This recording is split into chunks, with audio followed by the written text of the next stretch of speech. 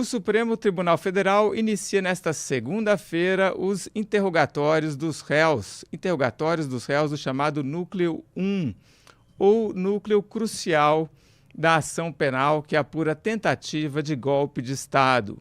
As sessões serão presenciais e ocorrerão na sala de sessões da primeira turma. O ministro Alexandre de Moraes, relator da ação, convocou os réus para comparecer ao STF até que se encerrem todos os interrogatórios. As oitivas começam na tarde desta segunda-feira e seguem até sexta.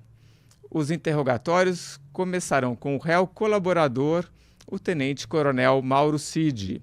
Os demais serão ouvidos por ordem alfabética: Alexandre Ramagem, Almir Garnier, Anderson Torres, Augusto Heleno, Jair Bolsonaro, Paulo Sérgio Nogueira e Walter Braga Neto. No caso de Braga Neto, que está preso preventivamente no Rio de Janeiro, o interrogatório será feito por videoconferência. Mas, para entender essa fase do processo, estamos com Matheus Herrem Falivene de Souza, doutor e mestre em Direito Penal pela Universidade de São Paulo. Matheus, boa tarde. Boa tarde, Duda. Boa tarde, Wilson. Boa tarde a todos. Matheus, terminada essa fase das oitivas, o processo já pode ser julgado? O que acontece? Essa oitiva, esse interrogatório dos réus, é a última fase da instrução. Então, depois dele, as partes apresentam, primeiro o Ministério Público e depois as defesas apresentam as alegações finais e daí sim pode haver o julgamento. Então, é um processo que já está na fase final e sim, depois de terminados os interrogatórios, feitas as defesas e a acusação, pode sim haver o julgamento do ex-presidente Bolsonaro e dos demais réus desse caso. Wilson Lima. Doutor Matheus, eu vou... Daqui a pouco, durante o bloco, no finalzinho do bloco, eu conto um bastidor sobre a estratégia das defesas, mas eu queria já, de antemão, te repercutir contigo, porque me parece, pelo que eu apurei, que a estratégia nesse momento vai ser tentar explorar contradições no depoimento do Mauro Cid. Hoje, quem fala é o Mauro Cid.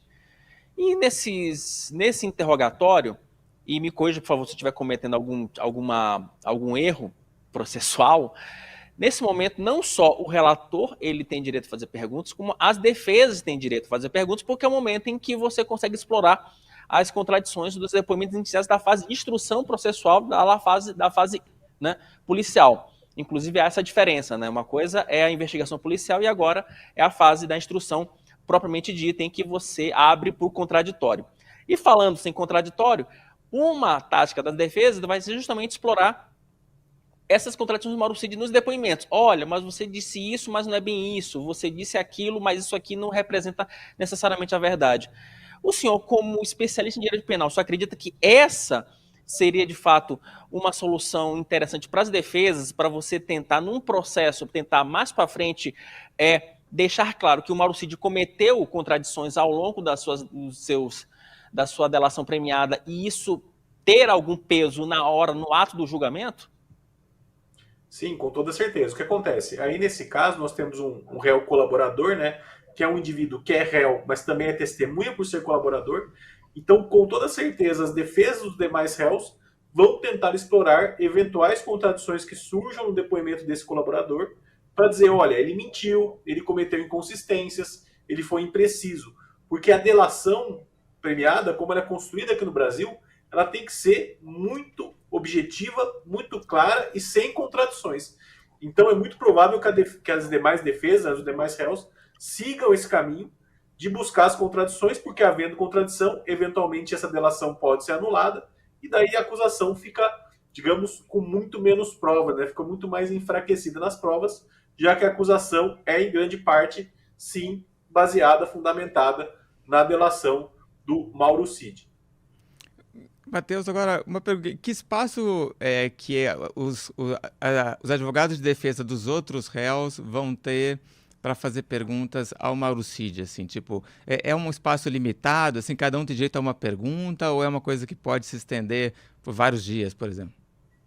pode se estender por vários dias. O que acontece? Aqui no Brasil, atualmente, né, a gente teria que adotar o chamado sistema acusatório, que funciona da seguinte forma.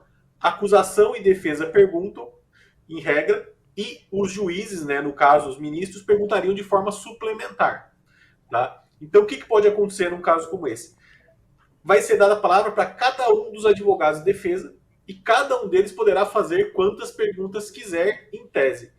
O que acontece na prática é que muitas vezes o relator, aí, no caso, Alexandre de Moraes, pode eventualmente indeferir perguntas. Tá? Então, esse procedimento, por isso que foram marcados aí até sexta-feira, né?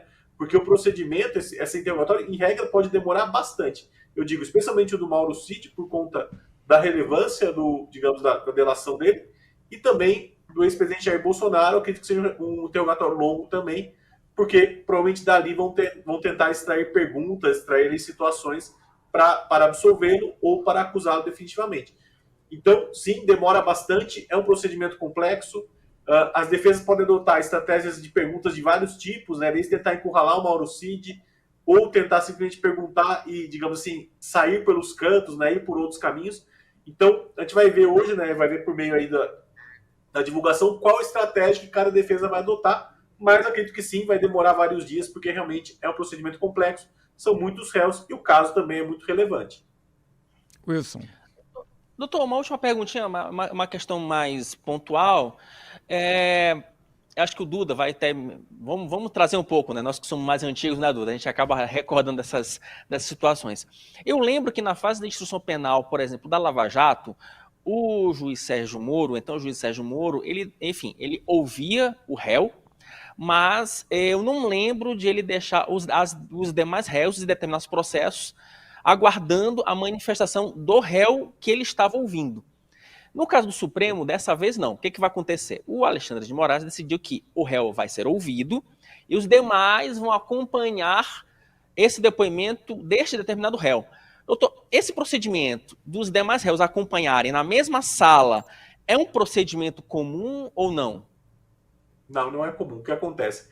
O Código de Processo Penal determina que o réu que não foi ouvido ainda não pode ouvir o depoimento dos demais.